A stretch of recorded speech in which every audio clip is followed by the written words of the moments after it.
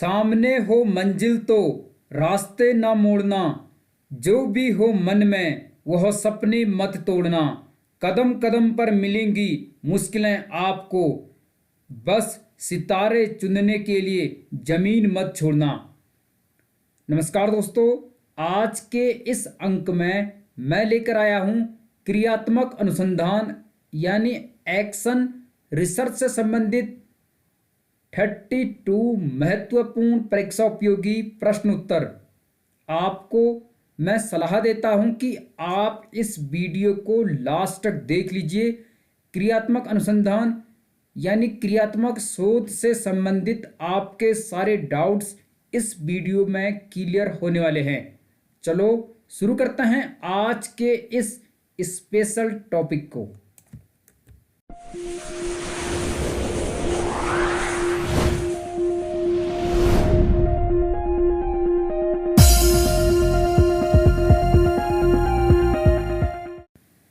शिक्षण अभिरुचि एवं शिक्षा मनोविज्ञान से संबंधित इस सीरीज की यह 13वीं वीडियो है।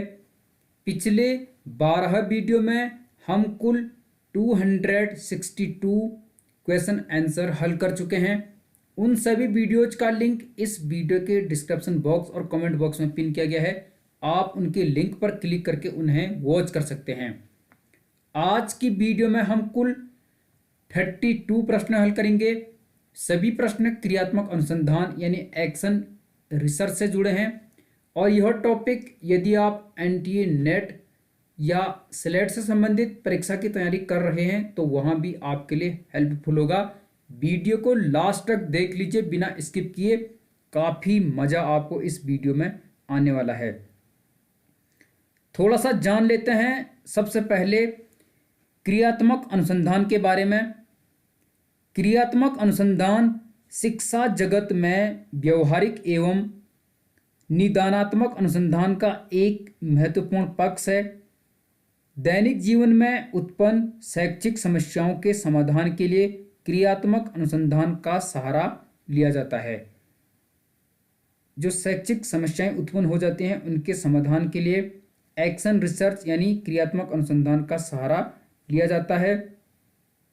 क्रियात्मक अनुसंधान का सामान्य अर्थ है विद्यालय से संबंधित व्यक्तियों द्वारा अपनी और विद्यालय की समस्याओं का वैज्ञानिक अध्ययन करके अपनी क्रियाओं और विद्यालय की गतिविधियों में सुधार करना।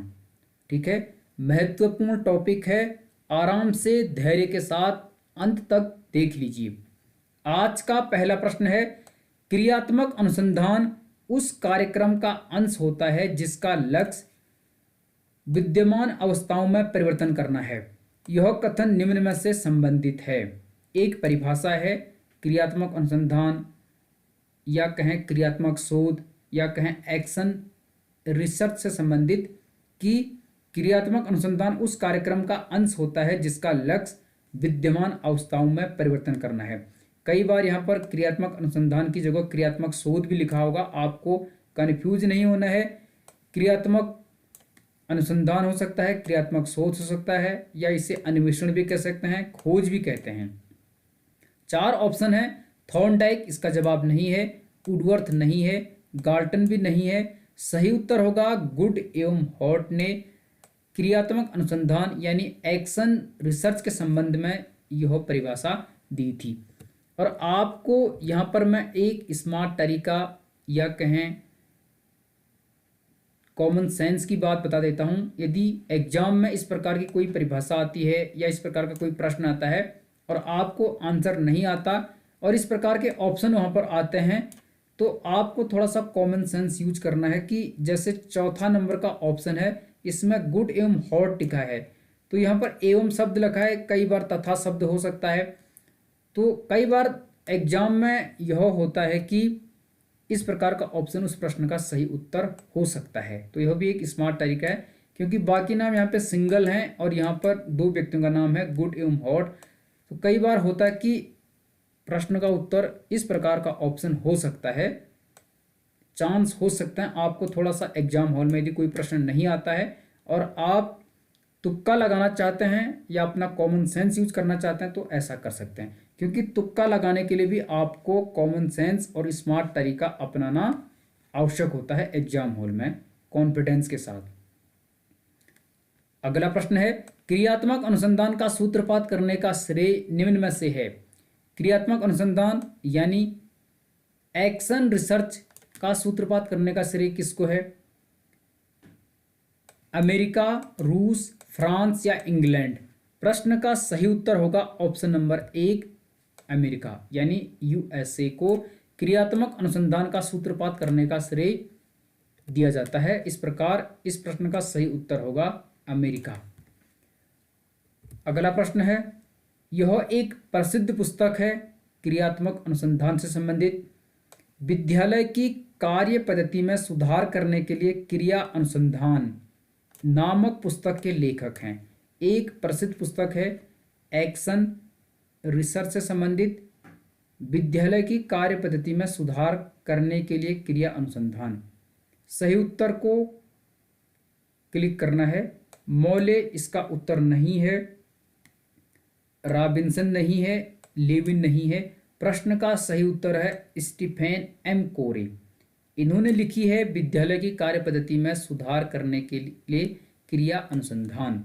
ऑप्शन नंबर 2 प्रश्न का सही उत्तर होगा। आप यहाँ पर भी स्मार्ट तरीका या कॉमन सेंस का यूज कर सकते हैं। ऑप्शन नंबर बी थोड़ा सा लंबा है, बाकी नाम छोटे हैं, तो एग्जाम्स में कई बार आपको इस प्रकार से भी ध्यान रखना है प्रश्नों को हल करते समय, यदि आप कोई प्रश्न नहीं आता और आप उस पर तुक्का लगाना चाहते हैं। अगला प्रश्न है, क्रिया अनुसंधान के संबंध में सही कथन नहीं है। प्रश्न में क्या पूछा गया है? नहीं है। किसके संबंध में? क्रिया अनुसंधान, क्रियात्मक शोध या एक्शन रिसर्च के संबंध में। ध्यान से देख लीजिए। पहला, इसका विकास सामाजिक विज्ञानों के साथ हुआ है। इसका उद्देश्य विद्यालय की कार्यप्रणाली में सुधार लाना है। इसकी समस्या का क्षेत्र व्यापक है। इसकी समस्या का क्षेत्र संकुचित है। प्रश्न का सही उत्तर है ऑप्शन नंबर 3, इसकी समस्या का क्षेत्र व्यापक है। यह गलत है और यहाँ पर हमें वही ढूंढना है जो सही नहीं है। आपको ध्यान दिला दूं, क्रियात्मक अनुसंधान का संबंध या इसका उद्देश्य है इसका विकास सामाजिक विज्ञानों के साथ हुआ है, यह एकदम सही है।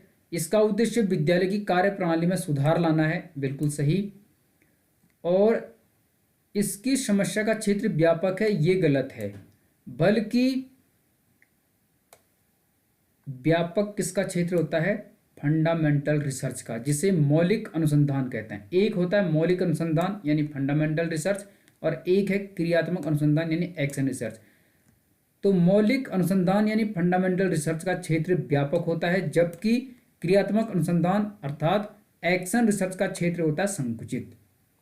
तो ध्यान में रखिए। इसी प्रकार से प्रश्नों का निर्माण किया जाता है। यदि आप यूजीसी नेट या पीएचडी कर रहे हैं, नेट का एग्जाम दे रहे हैं, या लेक्चरर, सहायक अध्यापक, एलटी, नवोदय विद्यालय, केंद्रीय विद्यालय, शिक्षण से संबंधित किसी भी प्रतियोगी परीक्षा की तैयारी कर रहे हैं, तो यह टॉपिक आपके लिए काफी महत्वपूर्ण है। अगला प्रश्न है, क्रियात्मक अनुसंधान के संबंध में सही कथन है। अब क्या पूछ रहा है? सही कथन है कौन सा? इन चारों में से। पहला, इसकी समस्या का संबंध किसी विशेष परिस्थिति से होता है। क्या यह सही है? बिल्कुल सही।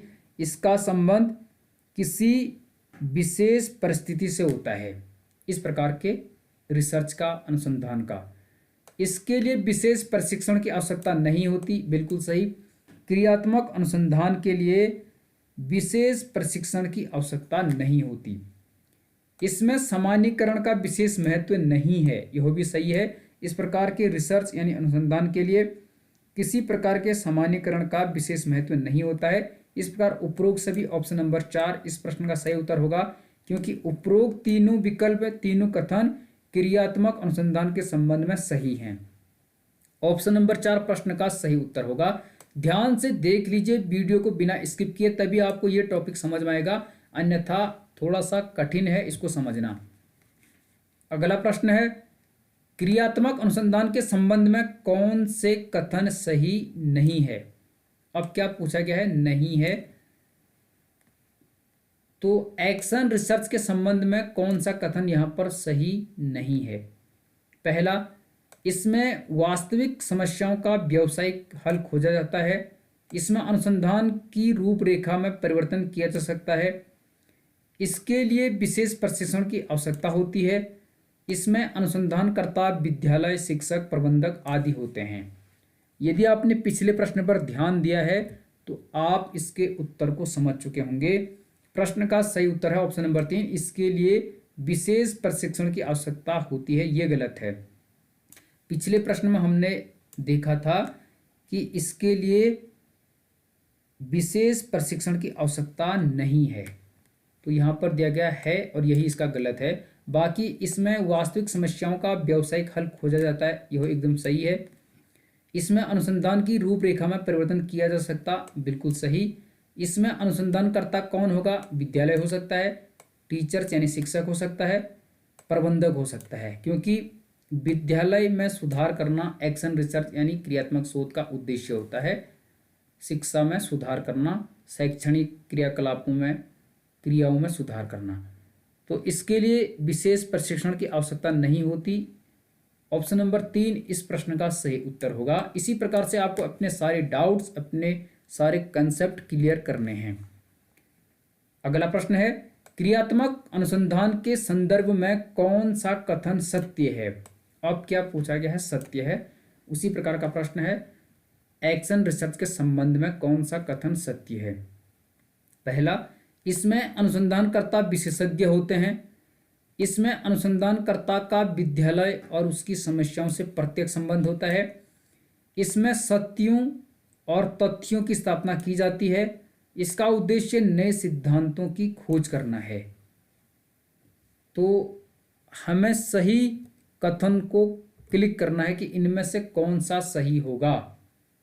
ठीक है, कौन सा सही हो सकता है यह हमें देखना है। प्रश्न का सही उत्तर है ऑप्शन नंबर 2, इसमें अनुसंधानकर्ता का विद्यालय और उसकी समस्याओं से प्रत्यक्ष संबंध होता है, क्योंकि क्रियात्मक अनुसंधान विद्यालय से संबंधित है, शैक्षणिक क्रियाकलापों से संबंधित है। तो इसमें जो अनुसंधानकर्ता होता है उसका विद्यालय और उसकी समस्याओं से डायरेक्ट संबंध होता है। और इसमें अनुसंधानकर्ता कौन होता है? अभी हमने पिछले प्रश्न में जाना था, विद्यालय हो सकता है, शिक्षक हो सकता है, प्रबंधक हो सकता है, निरीक्षक हो सकता है, इस प्रकार के लोग होंगे। लेकिन इसमें अनुसंधानकर्ता विशेषज्ञ नहीं होते हैं, ये गलत है। ये किस में होते हैं? मौलिक अनुसंधान में, यानी फंडामेंटल रिसर्च में। इसमें सत्यों तथा तथ्यों की स्थापना की जाती है, ये भी मौलिक अनुसंधान यानी फंडामेंटल रिसर्च में होता है। इसका उद्देश्य नए सिद्धांतों की खोज करना है, बिल्कुल गलत है। यह भी मौलिक अनुसंधान का उद्देश्य है, उसकी विशेषता है। नए सिद्धांत हम फंडामेंटल रिसर्च में लाते हैं, लेकिन क्रियात्मक अनुसंधान का उद्देश्य क्या है? इसमें अनुसंधानकर्ता का विद्यालय और उसकी समस्याओं से प्रत्यक्ष संबंध होता है। ऑप्शन नंबर 2 सही उत्तर होगा। बाकी पहला, तीसरा और चौथा मौलिक अनुसंधान यानी फंडामेंटल रिसर्च से संबंधित हैं।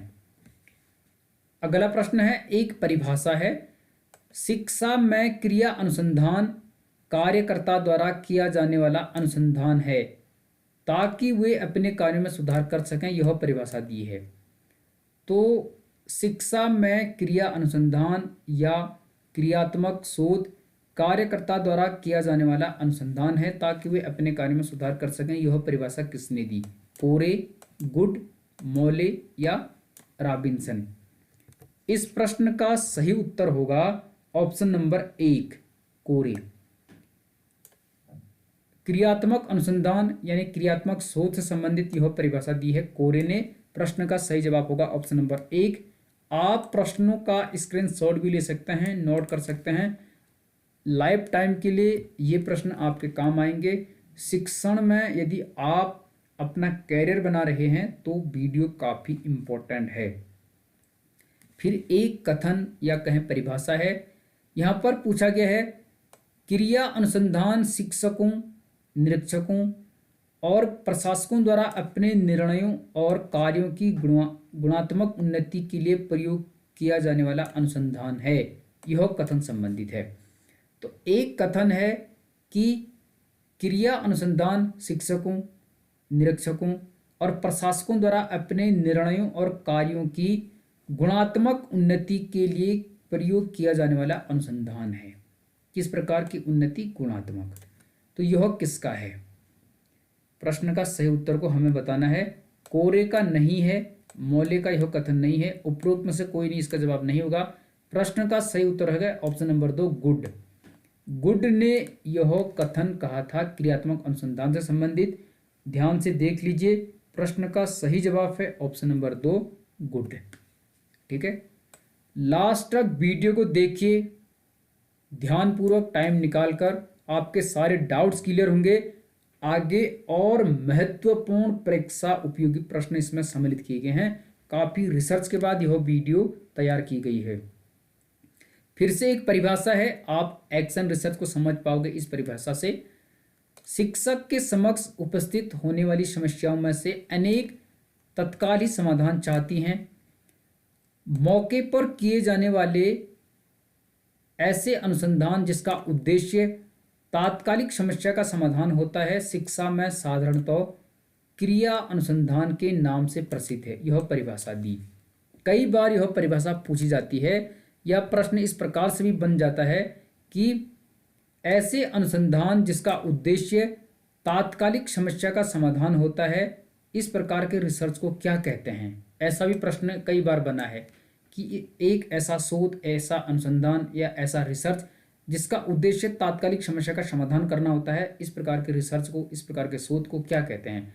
तो शिक्षक के समक्ष उपस्थित होने वाली समस्याओं में से अनेक तत्काल ही समाधान चाहती हैं। मौके पर किए जाने वाले ऐसे अनुसंधान जिसका उद्देश्य तात्कालिक समस्या का समाधान होता है, शिक्षा में साधारणतः क्रिया अनुसंधान के नाम से प्रसिद्ध है। यह परिभाषा किसने दी? गुड ने नहीं दी।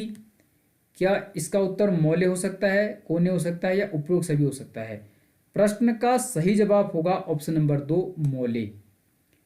क्रियात्मक अनुसंधान या क्रियात्मक शोध से संबंधित यह परिभाषा मौले ने दी है, आप ध्यान में रख लीजिए। और इस परिभाषा से कई बार प्रश्न का निर्माण किया जा चुका है। अगला प्रश्न है, क्रियात्मक अनुसंधान का क्षेत्र या समस्याएं है या हैं? एक्शन रिसर्च का क्षेत्र या समस्याएं है या हैं? एक भी हो सकता है, एक से अधिक भी हो सकते हैं। पहला, बाल व्यवहार से संबंधित समस्याएं, बिल्कुल सही। दूसरा, शिक्षण से संबंधित समस्याएं, एकदम सही। तीसरा है परीक्षा से संबंधित समस्याएं, बिल्कुल सही। इस प्रकार उपरोक्त सभी ऑप्शन नंबर 4 इस प्रश्न का सही उत्तर होगा। ये तीनों क्रियात्मक अनुसंधान का क्षेत्र हैं या कहें समस्याएं हैं। और आपको मैं यहाँ पर थोड़ा सा विस्तार से जानकारी दे देता हूँ।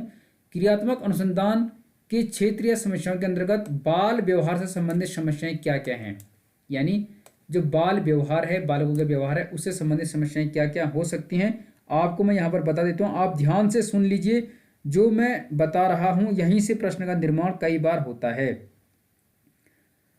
तो बाल व्यवहार से संबंधित समस्याएं यानी problems related with children behaviour, तो इन समस्याओं का संबंध केवल छात्रों से है, जैसे चोरी करना, विद्यालय न आना, या विद्यालय देर में आना, या विद्यालय से भाग जाना, विद्यालय की संपत्ति को हानि पहुंचाना, कक्षा में शोर मचाना, शरारत करना, यौन अपराध करना, एक दूसरे से लड़ना झगड़ना या मारपीट करना इत्यादि। इस प्रकार के जो भी समस्याएं होती हैं क्रियात्मक अनुसंधान के अंतर्गत बाल व्यवहार से संबंधित समस्याएं कहलाती हैं। दूसरा है शिक्षण से संबंधित समस्याएं, यानी जो टीचिंग है उससे संबंधित समस्याएं। इसमें भी मैं आपको कुछ बता देता हूं। तो इन समस्याओं का संबंध छात्रों और शिक्षकों दोनों से है। ठीक है, इसके अंतर्गत क्या आ सकता है, जैसे छात्रों का पाठ्य विषयों को न समझ पाना या उनमें रुचि न लेना, गृह कार्य या लिखित कार्य न करना, वाचन उच्चारण आदि की ओर ध्यान न देना, अपने विचारों को व्यक्त करने का अवसर न पाना, शिक्षकों का उपयुक्त शिक्षण विधियों या कहें शिक्षण कौशलों को न अपनाना, शिक्षण के लिए पूरी तैयारी न करना या शिक्षण के लिए उपयुक्त वातावरण का निर्माण न कर पाना। इसके अतिरिक्त छात्रों और शिक्षकों में अच्छे संबंध न होना शिक्षण से संबंधित समस्याएं होंगी क्रियात्मक अनुसंधान के अंतर्गत। और भी हो सकते हैं, ये महत्वपूर्ण है, यहाँ से भी कई बार प्रश्न बनता है। तीसरा है परीक्षा से संबंधित समस्याएं। परीक्षा से संबंधित समस्याओं में क्या आ सकती हैं, जैसे परीक्षा प्रणाली का विश्वसनीय, प्रामाणिक और वस्तुनिष्ठ न होना, निबंधात्मक प्रकार की परीक्षाओं के कारण छात्रों की वास्तविक उपलब्धियों का मूल्यांकन न होना, या निदानात्मक परीक्षणों का निर्माण और प्रयोग न किया जाना, उपलब्ध परीक्षणों के प्रयोग की सुविधा न होना, छात्रों द्वारा चयन किए जाने के लिए प्रश्न पत्रों में अधिक प्रश्न न होना, परीक्षा और शिक्षण में समन्वय न होना, यानी जो एग्जाम्स होते हैं और उसके साथ ही जो प्रश्न होते हैं, टीचिंग होते हैं, उनमें समन्वय होना, ये भी हो सकता है। इस प्रकार उपरोक्त सभी ऑप्शन नंबर 4 इस प्रश्न का सही उत्तर हो जाएगा। क्रियात्मक अनुसंधान के क्षेत्र हैं बाल व्यवहार से संबंधित, शिक्षण से संबंधित, परीक्षा से संबंधित। तो ध्यान से देख लीजिए, इसी प्रकार से प्रश्न बनते हैं। आप सुन भी लीजिए, देख भी लीजिए, स्क्रीनशॉट भी आप ले सकते हैं। अगला प्रश्न है, क्रियात्मक अनुसंधान के संबंध में सही कथन है। फिर से प्रश्न में क्या पूछा गया है? सही कथन है किसके संबंध में? क्रियात्मक अनुसंधान, क्रियात्मक शोध या एक्शन रिसर्च। ध्यान से प्रश्न को देख लीजिए। पहला है, पाठांतर क्रियाओं से संबंधित समस्या का अध्ययन करना।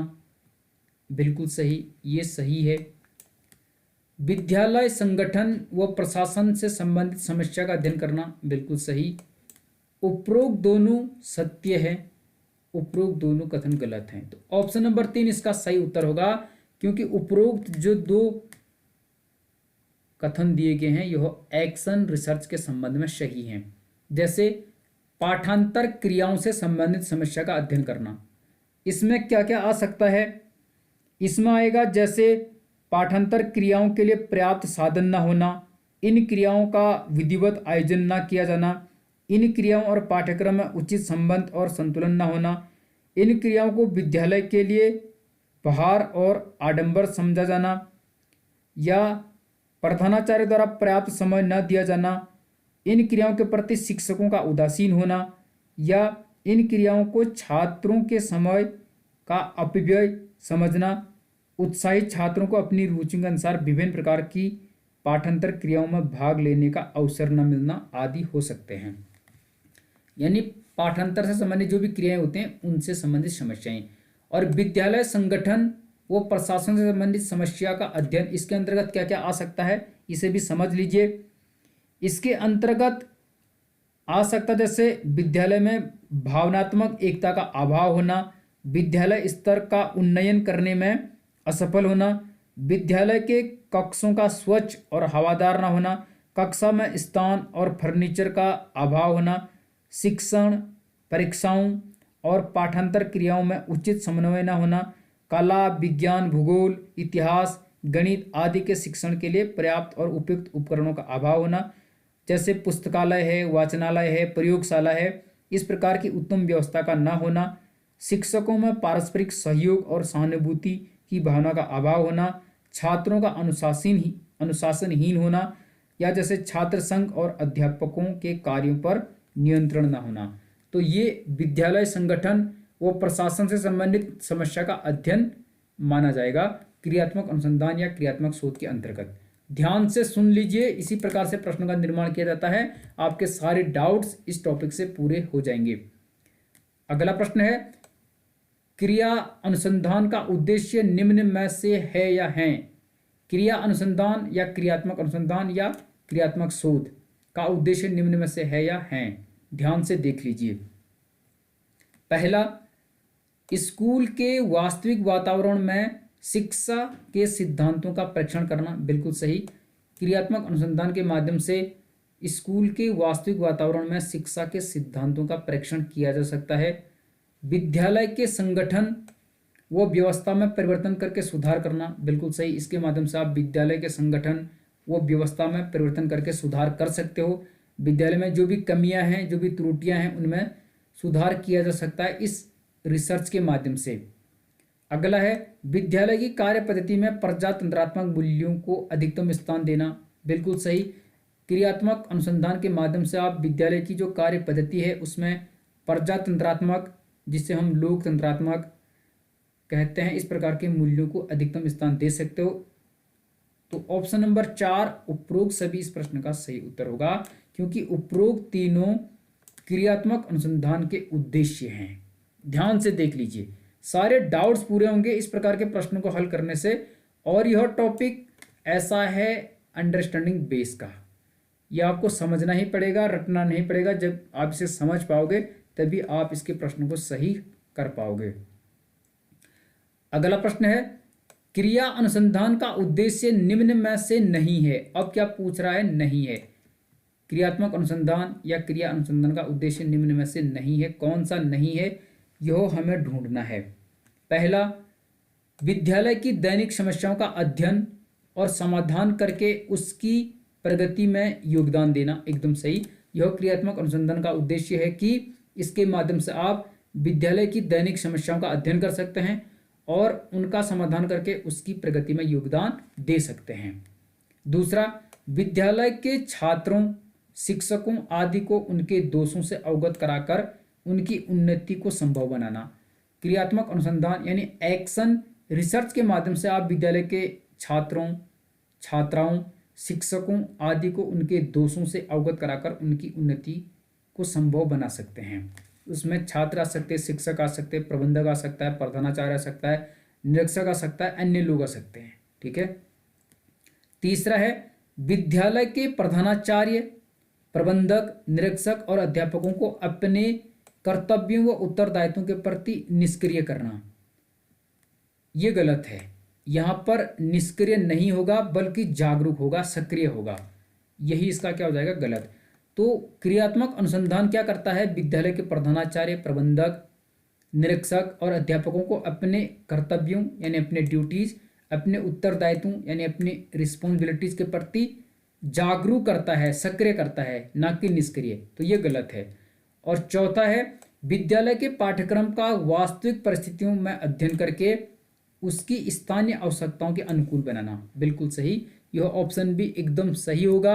आप एक्शन रिसर्च के माध्यम से क्या कर सकते हैं? विद्यालय का जो पाठ्यक्रम है उसका वास्तविक परिस्थितियों में अध्ययन करके उसकी स्थानीय आवश्यकताओं के अनुकूल बना सकते हैं। यानी जो वर्तमान में व्यवहारिक जीवन है उसमें आप एक्शन रिसर्च के माध्यम से विद्यालय के पाठ्यक्रम को वास्तविक परिस्थितियों में अध्ययन करके स्थानीय आवश्यकताओं के अनुकूल बना सकते हैं। लेकिन ऑप्शन नंबर 3 इसका सही उत्तर होगा। इसमें नहीं पूछा गया है क्योंकि यहाँ पर निष्क्रिय शब्द लिखा है, यहाँ पर आना चाहिए था सक्रिय या जागरूक। तो ऐसे आपको किसी ऑप्शन को पकड़ना है तभी आप सही कर पाएंगे। और यूजीसी नेट यानी एनटीए नेट में भी इसी प्रकार के प्रश्न आते हैं। जब आपके टॉपिक पर अच्छी पकड़ होगी तभी आप प्रश्न के सही उत्तर को क्लिक कर पाओगे। अगला प्रश्न है, क्रिया अनुसंधान के संबंध में सही कथन है या है? फिर से प्रश्न है, तो एक्शन रिसर्च के बारे में कौन सा कथन सही है या है? एक भी हो सकता है, एक से अधिक भी हो सकते हैं। पहला है, ध्यान से देख लीजिए, विद्यालय से संबंधित व्यक्तियों को अपनी समस्याओं का वैज्ञानिक अध्ययन करके अपनी विधियों को उत्तम बनाने का अवसर देना। बिल्कुल सही। क्रियात्मक अनुसंधान के माध्यम से विद्यालय से संबंधित व्यक्तियों को, कौन हो सकते हैं विद्यालय से संबंधित व्यक्ति? जैसे अध्यापक हो सकता है, प्रधानाचार्य, प्रबंधक, निरीक्षक, कोई भी हो सकता है, बच्चे हो सकते हैं। तो विद्यालय से संबंधित व्यक्तियों को अपनी समस्याओं का वैज्ञानिक अध्ययन करके अपनी विधियों को उत्तम बनाने का अवसर देता है। ये सही है। शिक्षक की प्रगति, विचार शक्ति, व्यावसायिक भावना व दूसरों के साथ मिलकर कार्य करने की योग्यता में वृद्धि, ये भी सही है। एक्शन रिसर्च के माध्यम से शिक्षक की प्रगति, उसकी विचार शक्ति, व्यावसायिक भावना और दूसरों के साथ मेल मिलाप करके कार्य करने की जो योग्यता होती है, एबिलिटी होती है, उसमें वृद्धि की जा सकती है। और विद्यालय की क्रियाओं की उन्नति करना और इन क्रियाओं में उन्नति करने वालों की भी उन्नति करना। तो आप क्रियात्मक अनुसंधान के माध्यम से विद्यालय की क्रियाओं में उन्नति कर सकते हो और इन क्रियाओं में उन्नति करने वालों की भी उन्नति कर सकते हो। इस प्रकार उपरोक्त सभी कथन सही हैं। ऑप्शन नंबर 4 इस प्रश्न का सही उत्तर हो जाएगा, क्योंकि ये तीनों दिए गए कथन क्रियात्मक अनुसंधान के संबंध में सही हैं। ध्यान से देख लीजिए। और यदि आप टीचर हैं या टीचर बन रहे हैं तो आप अपने विद्यालय में इस प्रकार के एक्शन रिसर्च के माध्यम से स्कूल की समस्याओं का निराकरण कर सकते हैं, उनका समाधान कर सकते हैं। अगला प्रश्न है, निम्न में से क्रिया अनुसंधान की विशेषता है या है? फिर से प्रश्न वही है, उसी प्रकार का है। कि कौन सा क्रियात्मक अनुसंधान या क्रियात्मक शोध की विशेषता है। ध्यान से प्रश्नों को समझ लीजिए, ठीक है। पहला है, क्रिया अनुसंधान स्कूल की वास्तविक परिस्थितियों का सामाजिक परिस्थितियों में किया जाता है। बिल्कुल सही। जो क्रियात्मक अनुसंधान है वह स्कूल की वास्तविक परिस्थितियों का सामाजिक परिस्थितियों में किया जाने वाला एक प्रकार का अनुसंधान है। जो वास्तविक परिस्थितियां हैं उनका सामाजिक परिस्थितियों में अनुसंधान करना, समाज से उनको जोड़ना, व्यवहारिक जीवन से उनको जोड़ना। अगला है, क्रिया अनुसंधान का ध्यान केवल एक परिस्थिति पर केंद्रित होता है। बिल्कुल सही। जो क्रियात्मक अनुसंधान होता है उसका ध्यान केवल एक परिस्थिति पर होता है, ना कि अनेक परिस्थितियों पर। तो क्रियात्मक अनुसंधान जो होता है उसका ध्यान केवल एक परिस्थिति पर होता है, अनेक परिस्थितियों पर नहीं होता। तीसरा है, क्रिया अनुसंधान का ध्यान संपूर्ण परिस्थिति पर केंद्रित होता है। यह भी सही है। जो क्रियात्मक अनुसंधान होता है उसका ध्यान संपूर्ण परिस्थिति पर होता है, ना कि उसके किसी विशेष अंग पर या किसी विशेष भाग पर। पूरी परिस्थिति पर होता है। यदि बच्चे विद्यालय से भाग रहे हैं तो पूरी परिस्थिति पर रिसर्च करेगा क्रियात्मक अनुसंधान। इस प्रकार उपरोक्त सभी ऑप्शन नंबर 4 इस प्रश्न का सही उत्तर हो जाएगा, क्योंकि उपरोक्त दिए गए तीनों विकल्प क्रियात्मक अनुसंधान की विशेषताएं हैं।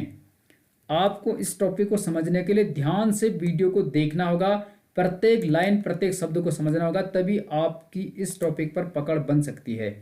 और यदि आपको वीडियो अच्छी लग रही है तो अवश्य ही वीडियो को लाइक कीजिए, और अच्छी नहीं लग रही है तो आप डिसलाइक कर सकते हैं, लेकिन कुछ ना कुछ अवश्य कीजिए, क्योंकि आपका लाइक, आपका कमेंट हमारे हौसले को बुलंद करता है अगली वीडियो बनाने के लिए।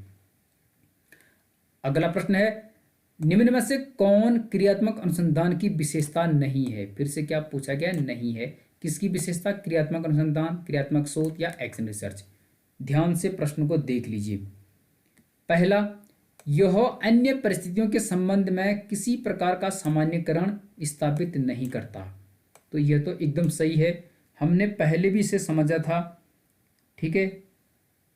जब हम पहले प्रश्न को देख रहे थे तो वहाँ पर हमने इस पर डिस्कस किया था कि यह अन्य परिस्थितियों के संबंध में किसी प्रकार का सामान्यकरण स्थापित नहीं करता। दूसरा, यह विभिन्न प्रकार की सामग्री व सूचनाओं को एकत्र करने के लिए साधनों का निर्माण करता है। बिल्कुल सही। इस प्रकार का रिसर्च विभिन्न प्रकार की सामग्री व सूचनाओं को एकत्र करने के लिए साधनों का निर्माण भी करता है। ऑप्शन नंबर 3 क्या है? क्रिया अनुसंधान में विद्यालय के समय उद्देश्यों में परिवर्तन, नवीन उपकल्पनाओं का निर्माण और उनका परीक्षण नहीं किया जा सकता। ये गलत है, ठीक है। गलत क्यों है? क्योंकि यहाँ पर नहीं शब्द आया है, बल्कि क्रियात्मक अनुसंधान विद्यालय के समय उद्देश्य में परिवर्तन कर सकता है, नवीन उपकल्पनाओं का निर्माण और उनका परीक्षण कर सकता है। लेकिन यहाँ पे दिया है नहीं कर सकता। उपकल्पना को कई बार यहाँ पे परिकल्पना भी लिखा जाता है, परिकल्पना लिखेगा या प्राक्कलन भी लिखेगा। तो उपकल्पना जिसे हाइपोथेसिस कहते हैं, उपकल्पना या परिकल्पना। तो क्रियात्मक अनुसंधान विद्यालय के समय उद्देश्यों में परिवर्तन, नवीन उपकल्पनाओं का निर्माण करता है, उनका परीक्षण करता है। लेकिन यहाँ पर दिया है नहीं, तो ये गलत होगा। ऑप्शन नंबर 4, क्रिया अनुसंधान करने वालों के मस्तिष्क में अपने स्वयं की विधियों में सुधार करने का विचार सदैव विद्यमान रहता है। यह भी सही है। जो क्रियात्मक अनुसंधान होता है, इस प्रकार के रिसर्च में अनुसंधान करने वालों के मस्तिष्क में अपनी स्वयं की विधियों में सुधार करने का विचार सदैव विद्यमान रहता है। ऑप्शन नंबर 3 इसका सही उत्तर होगा, क्योंकि यहाँ पर नहीं शब्द है, यह नहीं होना चाहिए था और यहाँ पूछा गया नहीं है, तो यह इसकी विशेषता नहीं है। ध्यान दीजिए, ध्यान से देख लीजिए, एक एक बिंदु पर इसमें डिस्कस किया गया है, चर्चा की गई है आपके सारे डाउट्स दूर करने के लिए। अगला प्रश्न है, निम्न में से कौन क्रिया अनुसंधान की विशेषता है? एक्शन रिसर्च की विशेषता कौन सी है इनमें से? यह हमें पूछा गया है। ऑप्शन नंबर 1, क्रिया अनुसंधान के परिणामों को कार्यान्वित करने वाले व्यक्ति उसमें आरंभ से अंत तक सक्रिय भाग लेते हैं। क्या यह इसकी विशेषता है? दूसरा, इसमें विद्यालय के शिक्षक, प्रशासक, निरीक्षक एवं कॉलेज वो विश्वविद्यालय अध्यापक साधारणतः एक दूसरे के सहयोग से कार्य करते हैं, एकदम सही। उपरोक्त दोनों कथन सत्य हैं, उपरोक्त दोनों कथन असत्य हैं। प्रश्न का सही उत्तर होगा ऑप्शन नंबर 2, उपरोक्त दोनों कथन सही हैं। अगर कभी इस प्रकार के ऑप्शन आते तो चांस होते हैं कि यही सही होगा, ये नहीं हो सकता। तो क्रियात्मक जो अनुसंधान होता है उसके परिणामों को कार्यान्वित करने वाले व्यक्ति उसमें आरंभ से अंत तक सक्रिय भाग लेते हैं। कोई भी जब एक्शन रिसर्च करेगा तो फर्स्ट से लास्ट तक वह उसमें सक्रिय रूप से भाग लेगा। इसमें विद्यालय के शिक्षक यानी टीचर्स, प्रशासक, निरीक्षक एवं कॉलेज व विश्वविद्यालय के अध्यापक साधारणतः एक दूसरे के सहयोग से कार्य करते हैं। तो एक दूसरे के सहयोग सपोर्ट से कार्य करते हैं। तो ये दोनों क्रियात्मक अनुसंधान की विशेषताएं हैं। इस प्रकार ऑप्शन नंबर 3, उपरोक्त दोनों कथन सत्य हैं, यह इस प्रश्न का सही उत्तर हो जाएगा। अगला प्रश्न है, ध्यान से देखते हैं प्रश्न को। आप भी आराम से प्रश्न को पढ़ लीजिए, आराम से हल कीजिए। यहां पर पूछा गया है, निम्न में से क्रियात्मक अनुसंधान का महत्व के संबंध में असत्य है। अब क्या पूछ रहा है? असत्य। तो कौन सा कथन क्रियात्मक अनुसंधान के महत्व के संबंध में यहां पर असत्य है, यह पूछा गया है। ध्यान से प्रश्न को समझ लीजिए। पहला, यह विद्यालय की कार्य प्रणाली में संशोधन व सुधार करता है, बिल्कुल सही। क्रियात्मक अनुसंधान का जो कार्य है वो यही है कि इसके माध्यम से विद्यालय की कार्य प्रणाली में संशोधन व सुधार किया जा सकता है। जो भी विद्यालय में त्रुटियां हैं, कमियां हैं, उनमें संशोधन करना, उनमें सुधार करना इसका उद्देश्य होता है। दूसरा, यह विद्यालय में लोकतंत्रात्मक मूल्यों की स्थापना पर बल देता है, बिल्कुल सही। अनुसंधान जो किया जाता है विद्यालय में, क्रियात्मक अनुसंधान, उसका उद्देश्य, उसका मकसद, उसका महत्व विद्यालय में लोकतंत्रात्मक या कहें जनतंत्रात्मक या कहें प्रजातंत्रात्मक मूल्यों की स्थापना पर बल देना होता है। यानी सभी बच्चों के साथ समान व्यवहार करना इसका उद्देश्य होता है, इसका महत्व होता है। तीसरा, यह स्कूल के यांत्रिक व परंपरागत वातावरण को बनाए रखने का प्रयत्न करता है। ये गलत है। गलत क्यों है अभी डिस्कस करेंगे। ऑप्शन नंबर 4 समझ लेते हैं। यह विद्यालय के शिक्षकों व प्रधानाचार्य को अपने दैनिक अनुभवों को संगठित करने व उनसे लाभ उठाने के लिए प्रेरित करता है। ये सही है। तो जो क्रियात्मक अनुसंधान है वह विद्यालय के टीचर्स और प्रिंसिपल को अपने दैनिक अनुभवों को संगठित करने और उनसे लाभ उठाने के लिए प्रेरित करता है। ऑप्शन नंबर 3 इस प्रश्न का सही उत्तर होगा, क्योंकि यह स्कूल के यांत्रिक और परंपरागत वातावरण को बनाए रखने का प्रयत्न करता है। ये गलत है। यहाँ पर एक शब्द आया है परंपरागत, यानी ट्रेडिशनल, रूढ़िवादी। तो एक्शन रिसर्च तो सुधार करने की बात करता है। जो कमियां हैं स्कूल से संबंधित, जो त्रुटियां हैं, उनमें शोध करके, अनुसंधान करके, अध्ययन करके उनका निराकरण करता है, उनका समाधान करता है, उन त्रुटियों को दूर करता है, उनमें सुधार करता है। बल्कि ये क्या कह रहा है कि यह स्कूल के यांत्रिक और परंपरागत वातावरण को बनाए रखने का प्रयत्न करता है। यह बनाए रखने का प्रयत्न नहीं करता परंपरागत को, बल्कि इसमें सुधार करके उससे प्रजातंत्रात्मक, लोकतंत्रात्मक, जनतंत्रात्मक बनाने की कोशिश करता है।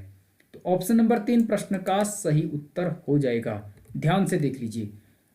अगला प्रश्न है, क्रियात्मक अनुसंधान के महत्व के संबंध में सत्य कथन है या है। तो एक्शन रिसर्च या क्रियात्मक शोध के महत्व के संबंध में कौन सा कथन सत्य है या है। एक भी हो सकता है, एक से अधिक भी हो सकते हैं। पहला, यह विद्यालय प्रबंधकों, छात्रों, निरीक्षकों आदि की समस्याओं का व्यवहारिक समाधान करता है, बिल्कुल सही। क्रियात्मक अनुसंधान विद्यालय, वहाँ का जो प्रबंधक होता है, वहाँ के छात्र छात्राएं होते हैं, निरीक्षक होते हैं, उनकी समस्याओं का व्यवहारिक समाधान करने की कोशिश करता है, उनका समाधान करता है, सही है। दूसरा, यह पाठ्यक्रम को समाज की मांगों, मूल्यों व मान्यताओं के अनुकूल बनाकर विद्यालय को समाज का लघु रूप बनाने का प्रयास करता है, बिल्कुल सही।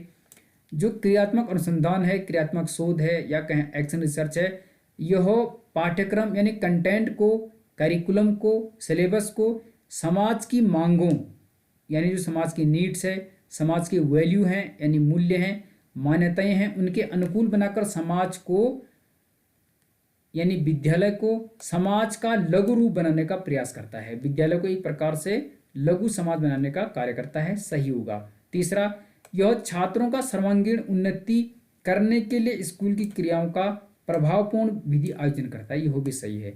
तो क्रियात्मक अनुसंधान छात्रों का चहुमुखी विकास, सर्वांगीण उन्नति करने के लिए स्कूल की क्रियाओं का प्रभावपूर्ण विधि आयोजन करता है। इस प्रकार उपरोक्त सभी ऑप्शन नंबर 4 प्रश्न का सही उत्तर होगा, क्योंकि क्रियात्मक अनुसंधान के महत्व के संबंध में उपरोक्त तीनों कथन एकदम सत्य हैं, सही हैं।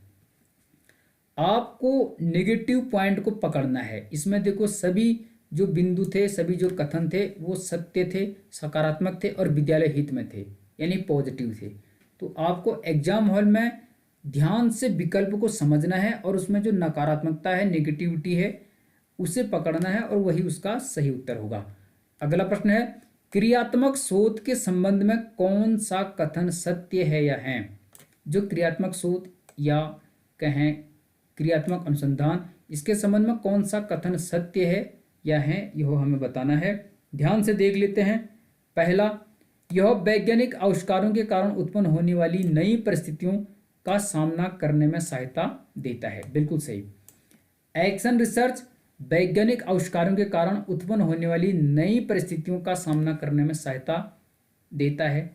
दूसरा, यह शिक्षकों में पारस्परिक प्रेम, सहयोग व सद्भावना की भावनाओं का विकास करता है। पिछले प्रश्न में भी हमने इस प्रकार के विकल्प पर डिस्कस किया था कि क्रियात्मक अनुसंधान आपस में पारस्परिक प्रेम, आपस में सहयोग, सद्भावना की भावना का विकास करता है, चाहे उसमें प्रिंसिपल हो यानी प्रधानाचार्य हो, प्रबंधक हो, निरीक्षक हो, टीचर्स हो, कॉलेज या विश्वविद्यालयों के अध्यापक हो, उनमें आपस में प्रेम, सहयोग और सद्भावना का विकास करता है।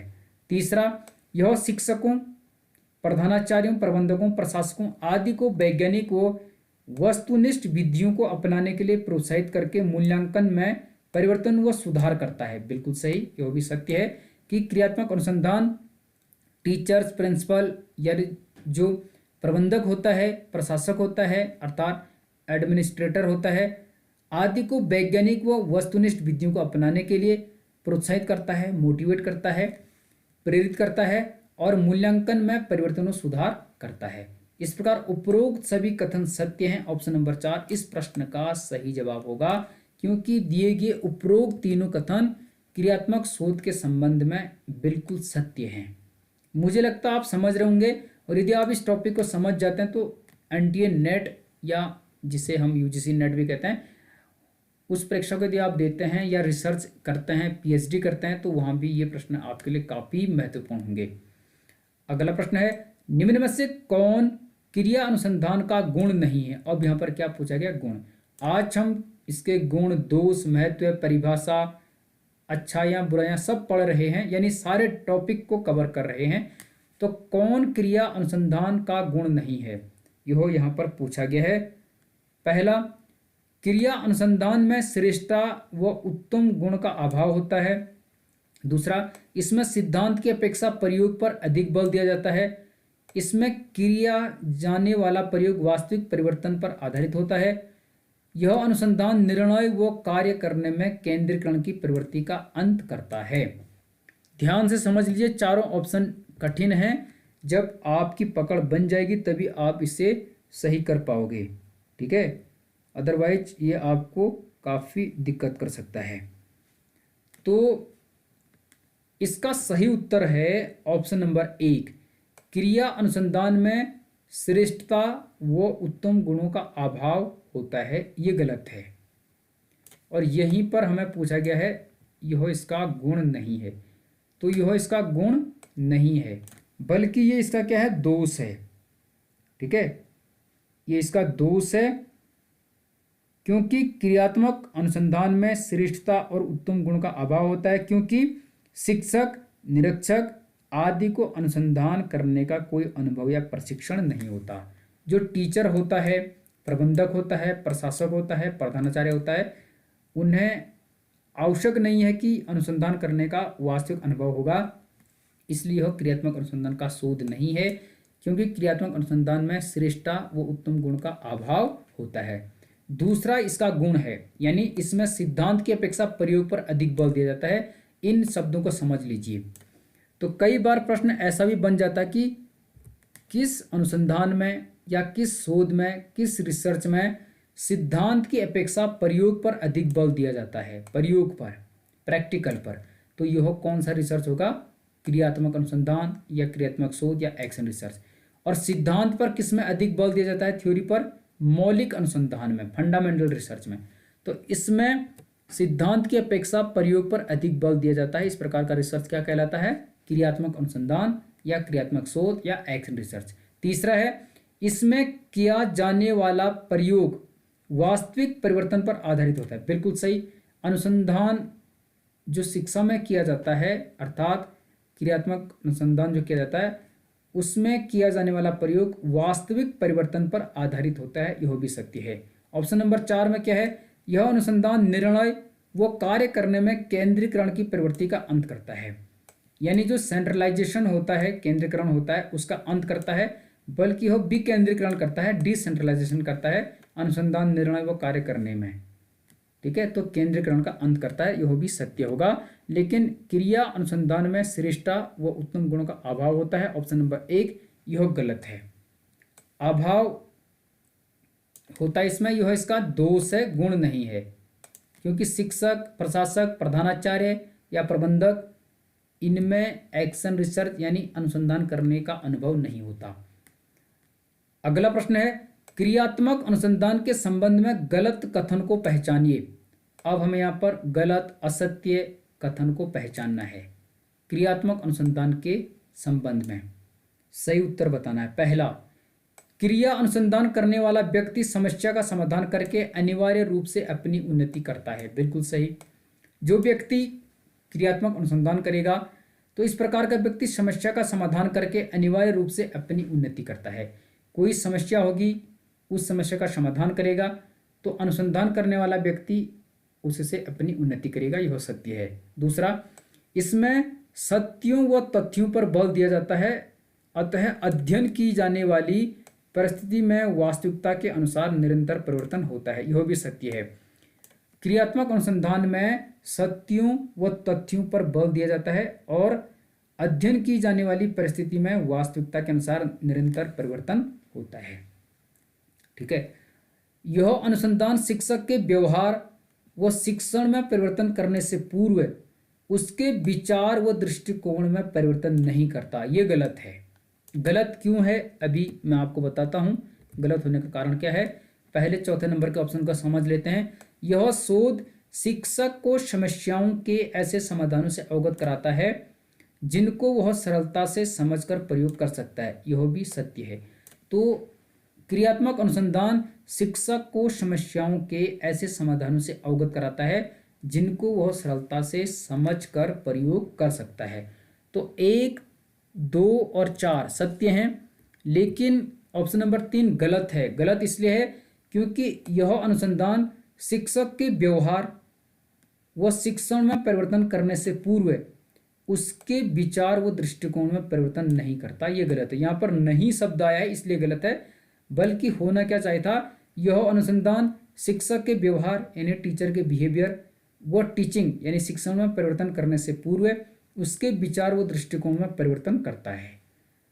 तो जो टीचर का पूर्व दृष्टिकोण होगा, पूर्व व्यवहार होगा, पूर्व शिक्षण होगा, तो इस अनुसंधान को करने से पहले शिक्षक के व्यवहार व शिक्षण में परिवर्तन करने से पूर्व उसके विचार व दृष्टिकोण में परिवर्तन किया जाता है। लेकिन यहाँ पर नहीं शब्द आया है इसलिए ये गलत हो गया। ध्यान से देख लीजिए प्रश्न को। आप यदि इसी प्रकार से बारीक तरीके से प्रश्न को समझोगे तभी आप सही कर पाओगे। ठीक है, बढ़ते हैं अगले प्रश्न की तरफ। यहाँ पर पूछा गया है निम्न में से क्रियात्मक अनुसंधान का दोष है या है। अब यहाँ पर दोष पूछा गया है, एक भी हो सकता, एक से अधिक भी हो सकते हैं। क्रियात्मक अनुसंधान के दोष, गुणों पर हम चर्चा कर चुके हैं, अब हमें दोष पहचानना है। ठीक है, पहला, क्रिया अनुसंधान का भार उन शिक्षकों को वहन करना पड़ता है जो पहले से ही शिक्षण के भार से दबे हैं। यह सत्य है। ध्यान से देख लीजिए, समझ लीजिए इसको। ठीक है, कि इसमें क्या पूछ रहा है। ये इसका दोष है।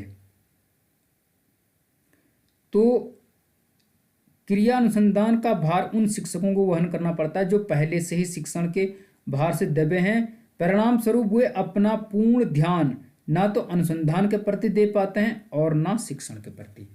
तो ऑलरेडी उन पर टीचिंग का भार होता है, तो इस प्रकार के रिसर्च से ना तो वो अच्छे से अनुसंधान कर सकते हैं यानी रिसर्च कर पाते हैं और ना वो टीचिंग कर पाते हैं। यह इसका दोष है और सत्य है।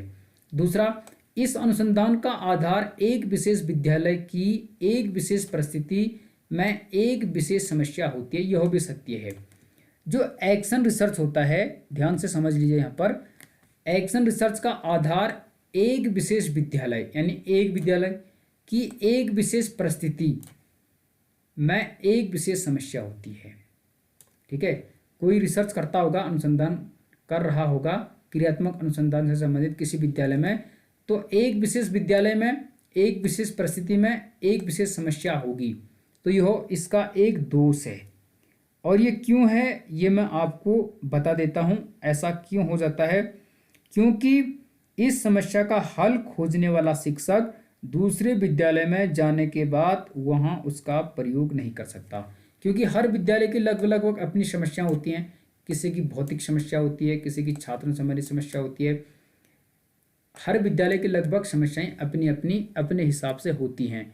तो जो क्रियात्मक अनुसंधान होता है वह किसी विशेष विद्यालय, विशेष परिस्थिति और विशेष समस्या से संबंधित होती है।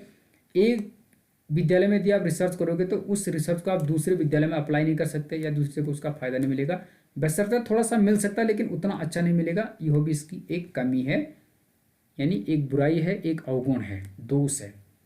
तीसरा, इस अनुसंधान को करने वाले शिक्षक, निरीक्षक आदि का स्कूल की समस्याओं से इतना घनिष्ठ संबंध होता है कि उनका समाधान करते समय वे अपने को वैयक्तिक कारकों से पूर्णतः पृथक करने में असफल होते हैं। यह भी सत्य है। ठीक है, यह भी क्या है? सत्य है। ध्यान से देख लीजिए। क्यों? जो क्रियात्मक अनुसंधान करते हैं, चाहे शिक्षक है, प्रधानाचार्य है, निरीक्षक है, प्रशासक है, उनका स्कूल की समस्याओं से इतना घनिष्ठ संबंध होता है कि उनका समाधान करते समय वे अपने आप को वैयक्तिक कारकों से यानी व्यक्तिगत कारकों से पूर्णतः पृथक करने में असफल होते हैं। परिणाम स्वरूप रिसर्च के जो आंसर आते हैं, परिणाम आते हैं, वो सही नहीं आ पाते। यह इसकी एक कमी है। इस प्रकार उपरोक्त सभी ऑप्शन नंबर 4 इसका सही उत्तर हो जाएगा, क्योंकि ये तीनों क्रियात्मक अनुसंधान यानी एक्शन रिसर्च के दोष हैं, अवगुण हैं, या हम कहें बुराइयां हैं। बढ़ते हैं अगले प्रश्न की तरफ। ध्यान से देख लीजिए। 8 प्रश्न और बचे हैं, अंत तक देखिए। निम्न में से क्रियात्मक अनुसंधान का पद चरण है या है? यहां से काफी इंपॉर्टेंट प्रश्न है, बिल्कुल मत चूकिए, ध्यान से देख लीजिए। और यदि वीडियो अच्छी लग रही तो अवश्य ही लाइक कीजिए। तो क्रियात्मक अनुसंधान का पद, परीक्षा में आपको दोनों शब्द नहीं लिखे होंगे, एक ही शब्द लिखा होगा। यहाँ पर पद भी लिख सकता है, चरण भी लिख सकता है, या कई बार सोपान लिखता है।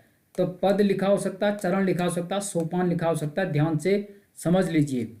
तो यहाँ पर पूछा क्या गया है? निम्न में से क्रियात्मक अनुसंधान का पद चरण है या है? आपको बता दूं, क्रियात्मक अनुसंधान के मूल तो 7 पद या कहें 7 चरण या कहें 7 सोपान होते हैं। कितने होते हैं? 7। अभी बताऊंगा कौन है वो 7, क्रम से बताऊंगा। पहला, समस्या का ज्ञान, यह इसका पद है, चरण है, या कहें सोपान है, बिल्कुल सही। दूसरा, कार्य के प्रति प्रस्ताव पर विचार विमर्श, यह भी इसका एक पद है। योजना का चयन करना, वो उपकल्पना का निर्माण यानी हाइपोथेसिस। कई बार इसकी जगह वो परिकल्पना लिखेगा या प्राकलन लिखेगा। प्राकलन लिख सकता है, परिकल्पना लिख सकता है, उपकल्पना लिख सकता है, हाइपोथेसिस लिख सकता है। अंग्रेजी में इसे हाइपोथेसिस कहते हैं। यदि आप रिसर्च कर रहे हैं, आपने पीएचडी की है या एनटीए नेट की तैयारी कर रहे हैं, तो आपने उपकल्पना शब्द अवश्य पढ़ा होगा। तो समस्या का ज्ञान, कार्य के प्रति प्रस्ताव पर विचार विमर्श, योजना का चयन व उपकल्पना का निर्माण, ये तीनों क्रियात्मक अनुसंधान के पद हैं, या कहें चरण हैं, या कहें सोपान हैं। इस प्रकार उपरोक्त सभी ऑप्शन नंबर 4 इस प्रश्न का सही जवाब हो जाएगा। मैंने बताया कुल 7 चरण होते हैं, या कहें 7 पद होते हैं, या कहें 7 सोपान होते हैं। अभी बताऊंगा मैं कौन होते हैं वो 7, ध्यान से देख लीजिए, काफ़ी मज़ा आपको आएगा। आगे मैंने उनको मेंशन किया है। अगला प्रश्न है, क्रिया अनुसंधान का दोष है। फिर से प्रश्न आ गया, क्रिया अनुसंधान भी लिखा रहेगा या क्रियात्मक अनुसंधान भी लिखा रहेगा, क्रियात्मक शोध भी लिखा रहेगा, तो इसका दोष है। ध्यान से प्रश्न को समझ लीजिए, इस प्रकार का प्रश्न आ सकता है। पहला, इस शोध को करने वाले शिक्षक, निरीक्षक आदि शोध की वैज्ञानिक विधि से अनभिज्ञ होने के कारण समस्या व उसके कारणों को पूर्ण रूप से नहीं समझ पाते हैं और तो वे उसका वास्तविक हल खोजने में असमर्थ होते हैं। बिल्कुल सही, यह एक्शन रिसर्च का एक बहुत बड़ा दोष है। दोष ये है कि शोध करने वाले शिक्षक, निरीक्षक, प्रधानाचार्य या प्रशासक शोध की वैज्ञानिक विधि से अनभिज्ञ होते हैं और इसके कारण समस्या व उसके कारणों को पूर्ण रूप से नहीं समझ पाते कि वास्तव में क्या समस्या है, उसके क्या कारण हैं, उसे पूर्ण रूप से नहीं समझ पाते हैं, अतः वे उसके वास्तविक हल खोजने में असमर्थ या कहें असफल हो जाते हैं। ठीक है। दूसरा, क्रिया अनुसंधान में श्रेष्ठता व उत्तम गुणों का अभाव होता है क्योंकि शिक्षक, निरीक्षक आदि को शोध करने का कोई अनुभव या प्रशिक्षण नहीं होता। यह भी इसका एक बहुत बड़ा दोष है कि क्रियात्मक अनुसंधान में श्रेष्ठता व उत्तम गुणों का अभाव होता है क्योंकि जो टीचर्स है, निरीक्षक है या कहें प्रधानाचार्य है या प्रशासक है, उन्हें शोध का कोई अनुभव या प्रशिक्षण, एक्सपीरियंस या ट्रेनिंग नहीं होती, तो वो अच्छा शोध नहीं कर सकते। इस प्रकार उपरोक्त दोनों सत्य हैं। ऑप्शन नंबर 3 प्रश्न का सही उत्तर होगा।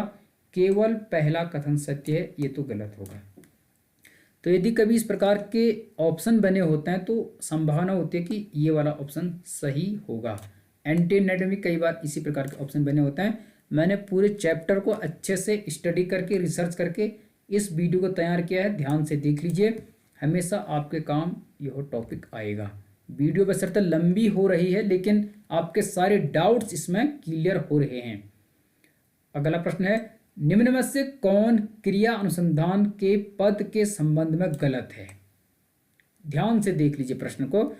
तो क्रिया अनुसंधान के मैंने आपको अभी 7 पद बताए थे, मूल तो 7 पद होते हैं, तो इनमें से क्रिया अनुसंधान के संबंध में या कहें क्रिया अनुसंधान के पद के संबंध में कौन सा गलत है? यहाँ पे पद शब्द लिखता है, कई बार यहाँ पे लिखा रहेगा चरण, कई बार लिखा रहेगा सोपान, जिसे अंग्रेजी में कहते हैं स्टेप्स। तो क्रिया अनुसंधान के पद के संबंध में कौन सा गलत है? पहला, ध्यान से देख लीजिए, आप इनको समझ लीजिए प्रश्न को। तथ्य संग्रह करने की विधियों का निर्माण, बिल्कुल सही। यदि आप किसी समस्या का समाधान कर रहे हैं तो उसमें एक पद होगा कि आप तथ्य संग्रह करने की विधियों का निर्माण करें, कि किस विधि से आप तथ्यों का संग्रह करोगे, फैक्ट्स को इकट्ठा करोगे। योजना का कार्यान्वयन व प्रमाणों का संकलन, बिल्कुल सही। जब आपके पास कोई समस्या होगी, आप उनके लिए कोई विधि का निर्माण करोगे तो उसके लिए आपको एक योजना का कार्यान्वयन करना होगा, प्रमाणों का संकलन करना होगा, यानी आपकी प्लानिंग होनी चाहिए, तभी आप समस्या का समाधान कर पाओगे।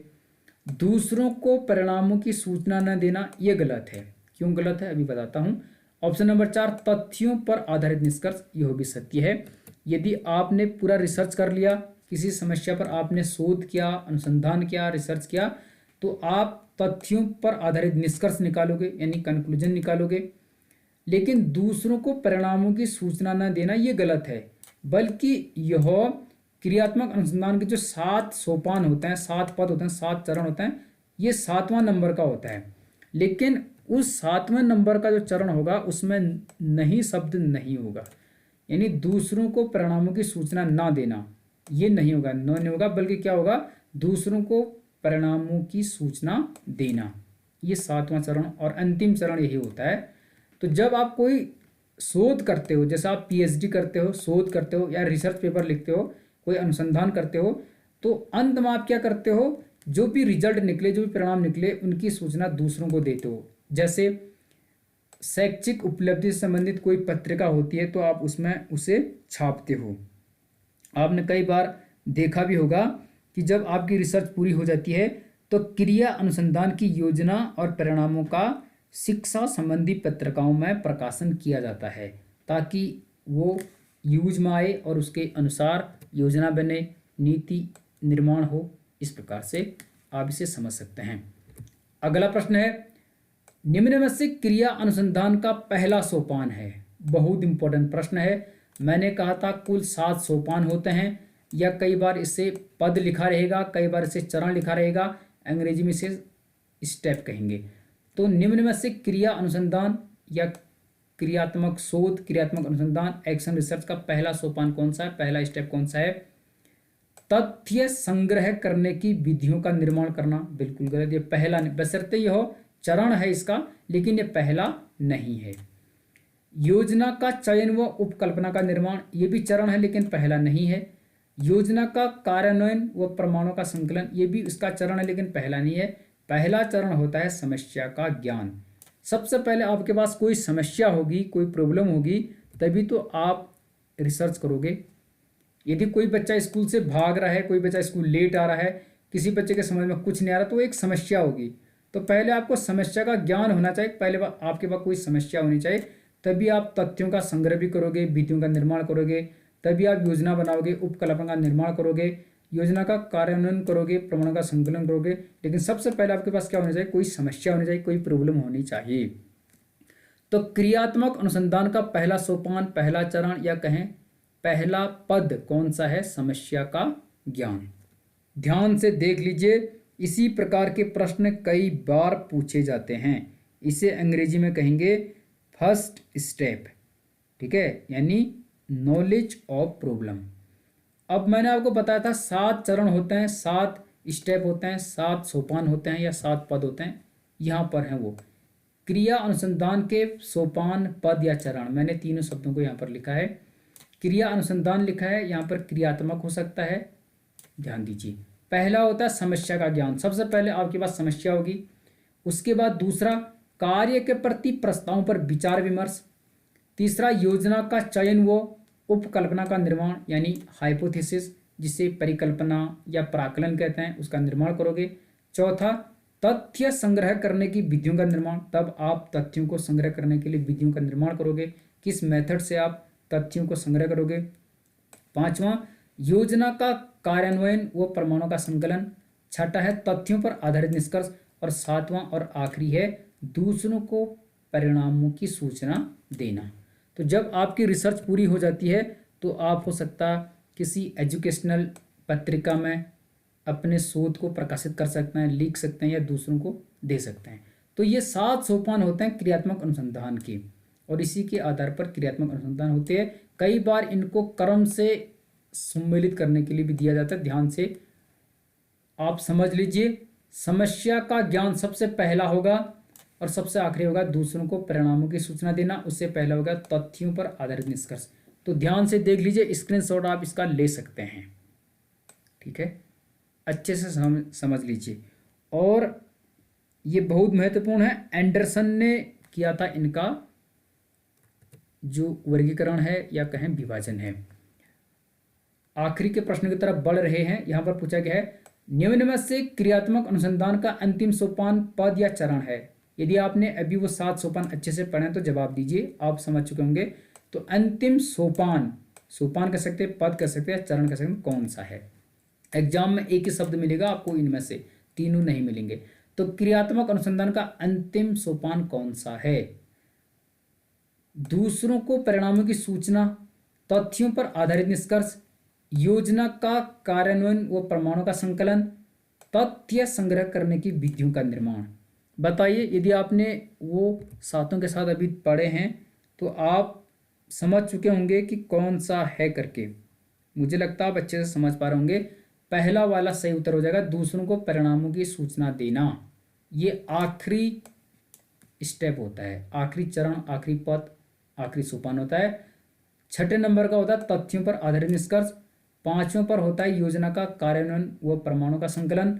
चौथा होता है तथ्य संग्रह करने की विधियों का निर्माण। तीसरा होता है योजना का चयन व उपकल्पना का निर्माण। दूसरा होता है कार्य के प्रति प्रस्तावों पर विचार विमर्श। और पहला होता है समस्या का ज्ञान, यानी आइडेंटिफिकेशन ऑफ प्रॉब्लम। समझ गए होंगे आप अच्छे से, अभी हमने डिस्कस किया था, ठीक है। अगला प्रश्न यहाँ पर देख लीजिए, यहाँ पर क्या पूछा गया है समझ लीजिए। उपकल्पना में निम्न में से किसका सविस्तार वर्णन किया जाता है। उपकल्पना, जिसे परिकल्पना या प्राकलन भी कहते हैं। कई बार आपको उपकल्पना नहीं लिखा रहेगा, परिकल्पना लिखा रहेगा या प्राकलन लिखा रहेगा। तो उपकल्पना में निम्न में से किसका सविस्तार वर्णन किया जाता है। यदि आप रिसर्च कर रहे हैं, पीएचडी कर रहे हैं या एमफिल कर रहे हैं, तो आपने ये शब्द अवश्य सुना होगा, पढ़ा होगा। पहला, समस्या का समाधान करने के लिए अपनाई जाने वाली योजना का इसमें वर्णन किया जाता है। बिल्कुल सही। यदि किसी समस्या का समाधान कर रहे हैं तो उसके लिए अपनाई जाने वाली योजना का सविस्तार वर्णन उपकल्पना में होता है। यानी कैसे आप किसी समस्या का वर्णन करोगे, उसका हल करोगे, उसका निराकरण करोगे, समाधान करोगे। योजना के परीक्षण का वर्णन होता है, यानी जो आपकी प्लानिंग होगी उसका टेस्ट आप कैसे करोगे, परीक्षण कैसे करोगे, इसका भी सविस्तार वर्णन उपकल्पना में यानी हाइपोथेसिस में होता है। अंग्रेजी में इसे हाइपोथेसिस कहते हैं। तीसरा, योजना द्वारा प्राप्त किया जाने वाला उद्देश्य का वर्णन भी होता है। यानी आपने कोई योजना बनाई, कोई टेस्ट किया, तो योजना द्वारा प्राप्त किया जाने वाला जो उद्देश्य होगा, पर्पज होगा, उसका भी वर्णन इसमें होता है कि आप किस उद्देश्य से रिसर्च कर रहे हैं, आपका मकसद क्या है।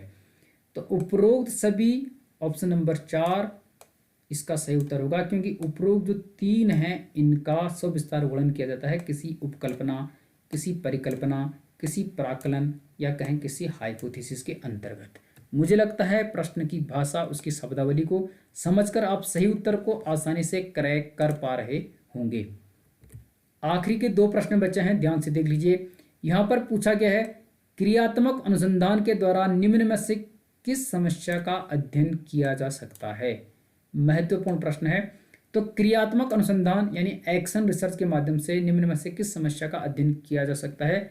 बीच में मैंने इन सब पर डिस्कस किया था। यदि आपने वीडियो को अच्छे से वॉच किया है, अच्छे से देखा है, समझा है, अंडरस्टूड किया है, तो आप समझ गए होंगे प्रश्न के उत्तर को। पहला, बच्चों का विद्यालय से भाग जाना या देर से आना। ये मैंने वहां पर बताया था आपको कि एक्शन रिसर्च के अंतर्गत आप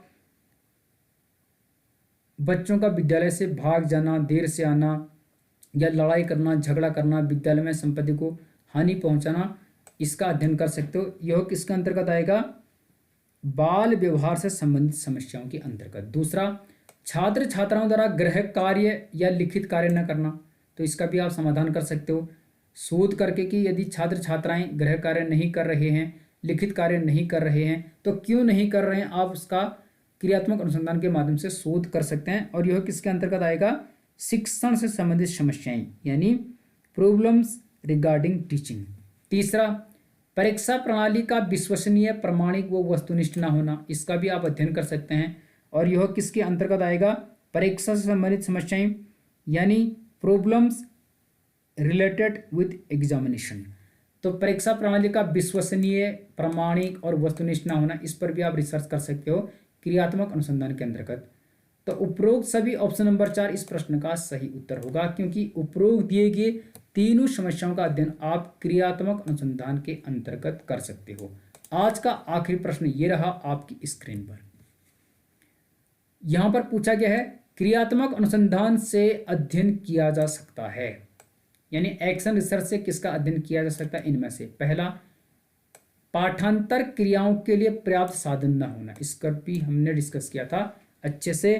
जो पाठांतर क्रियाएं होते हैं उनसे संबंधित समस्याओं पर आप डिस्कस कर सकते हो, यानी प्रॉब्लम्स रिलेटेड विथ करिकुलम आप कह सकते हैं, एक्टिविटीज जो भी होती हैं तो उन पर आप डिस्कस कर सकते हैं। इसके अंतर्गत जैसे पाठांतर क्रियाओं के लिए पर्याप्त साधन न होना, विधिवत आयोजन न होना या पाठ्यक्रम में उचित संबंध और संतुलन न होना, इस प्रकार की बातें आएंगी। छात्रों का अनुशासनहीन होना, ये इसके अंतर्गत आएगा। इसमें आप किसमें समझ पाओगे इसको, विद्यालय संगठन व प्रशासन से संबंधित समस्याएं, ठीक है, यानी problems regarding school organisation and administration के अंतर्गत।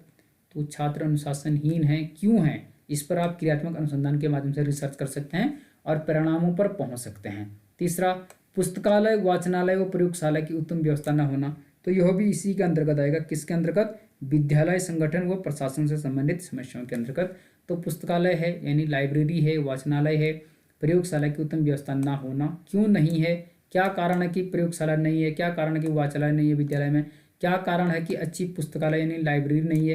तो इस पर आप एक्शन रिसर्च यानी क्रियात्मक अनुसंधान कर सकता है और उनके कारणों को ढूंढकर उनका निराकरण, उनका समाधान कर सकते हैं। तो उपरोक्त सभी ऑप्शन नंबर 4 इस प्रश्न का सही उत्तर हो जाएगा, क्योंकि दिए गए जो तीनों समस्याएं हैं इनका अध्ययन आप क्रियात्मक अनुसंधान या कहें क्रियात्मक शोध या कहें एक्शन रिसर्च के अंतर्गत कर सकते हैं और इनका निराकरण कर सकते हैं। तो आज हमने कुल 32 प्रश्न हल किए और मुझे लगता है पूरा का पूरा टॉपिक हमने इसमें कवर किया, एक्शन रिसर्च यानी क्रियात्मक अनुसंधान को समझा। यदि आपको वीडियो अच्छी लगी तो लाइक कीजिए और हमारे टेलीग्राम चैनल से आप जुड़ सकते हैं, उसका लिंक इस वीडियो के डिस्क्रिप्शन में है, आप उस पर क्लिक करके उस पर जुड़ सकते हैं। और यदि आपने यह वीडियो पूरी देखी, समझी, अच्छे से वॉच की, पेशेंस धैर्य के साथ बिना स्किप की वॉच की है, तो आप बताएं कि क्रियात्मक अनुसंधान के जो 7 सोपान होते हैं, 7 पद होते हैं, 7 चरण होते हैं, उसका आखिरी पद या कहें सोपान या चरण कौन सा होता है। अवश्य ही इस प्रश्न का जवाब दीजिए। मिलते हैं अगली वीडियो में, तब तक बने रहिए अपने पसंदीदा चैनल योर सिलेक्शन श्योर के साथ। आपका बहुत बहुत आभार, आपको बहुत बहुत शुभकामनाएं। खुश रहो, मस्त रहो, स्वस्थ रहो, बिंदास रहो, हंसते रहो, मुस्कुराते रहो। All the best.